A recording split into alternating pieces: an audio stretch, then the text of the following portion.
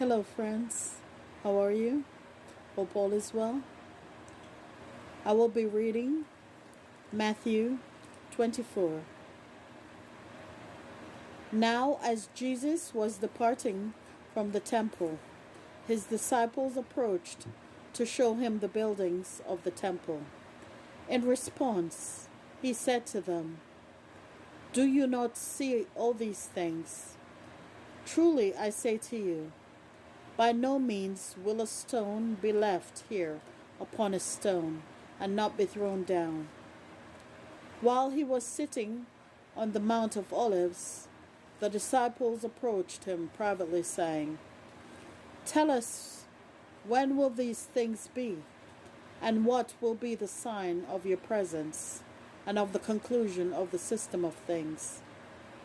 In answer, Jesus said to them, "Look out that nobody misleads you. For many will come on the basis of my name, saying, 'I am the Christ,' and will mislead many. You are going to hear of wars and rumors and reports of wars. See that you are not alarmed, for these things must take place, but the end is not yet. For nation will rise against nation, and kingdom against kingdom. And there will be food shortages, and earthquakes in one place after another. All these things are beginning of pangs of distress.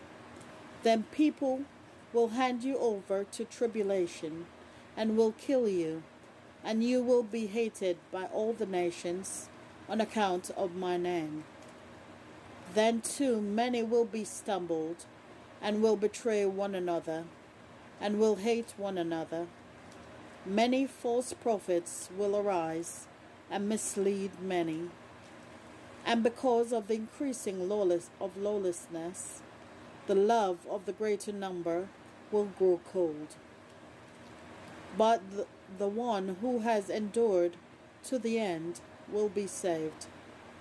And this good news of the kingdom will be preached in all the inhabited earth for a witness to all the nations, and then the end will come.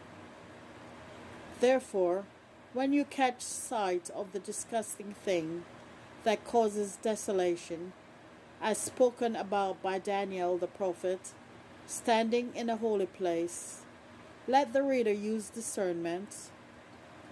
Then let those in Judea begin fleeing to the mountains. Let the man on the housetop not come down to take the goods out of his house. And let the man in the field not turn to pick up his outer garment. Woe to the pregnant woman and those nursing a baby in those days. Keep praying that your flight may not occur in winter time, nor on the Sabbath day. For then there will be great tribulation, such as has not occurred since the world's beginning until now. No, nor will occur again. In fact, unless those days were cut short, no flesh would be saved.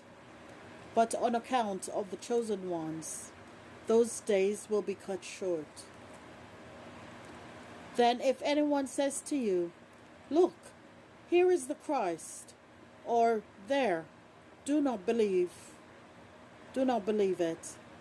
For false Christs and false prophets will arise and will perform great signs and wonders, so as to mislead, if possible, even the chosen ones. Look, I have forewarned you. Therefore, if people say to you, 'Look, he is in the wilderness,' do not go out. 'Look, he is in the inner rooms,' do not believe it.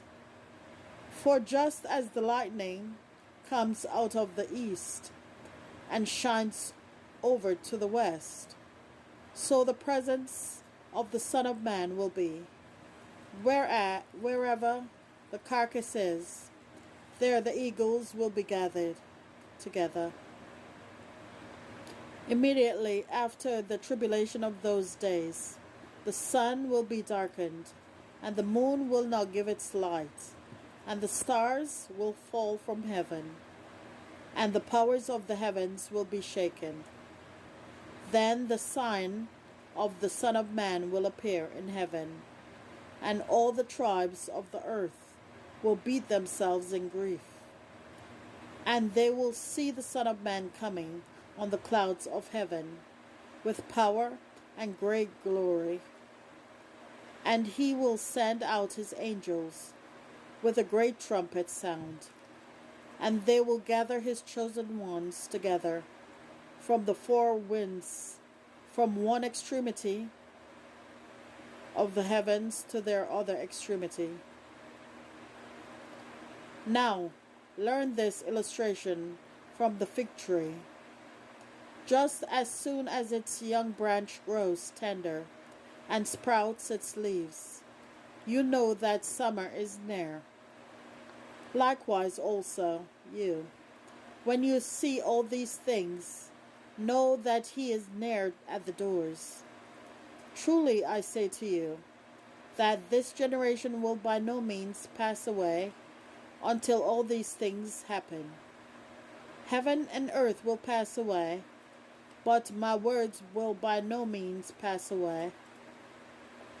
Concerning that day and hour, nobody knows, neither the angels of the heavens, nor the Son, but only the Father.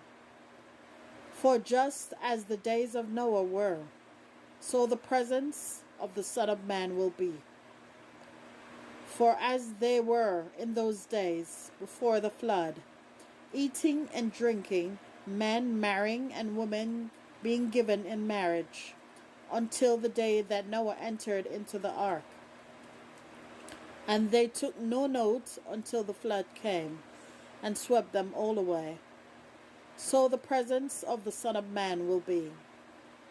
Then 2 men will be in the field, one will be taken along, and the other abandoned. 2 women will be grinding at the handmill, one will be taken along, and the other abandoned. Keep on the watch, therefore, because you do not know on what day your Lord is coming. But know one thing, if the householder had known in what watch the thief was coming, he would have kept awake and not allowed his house to be broken into.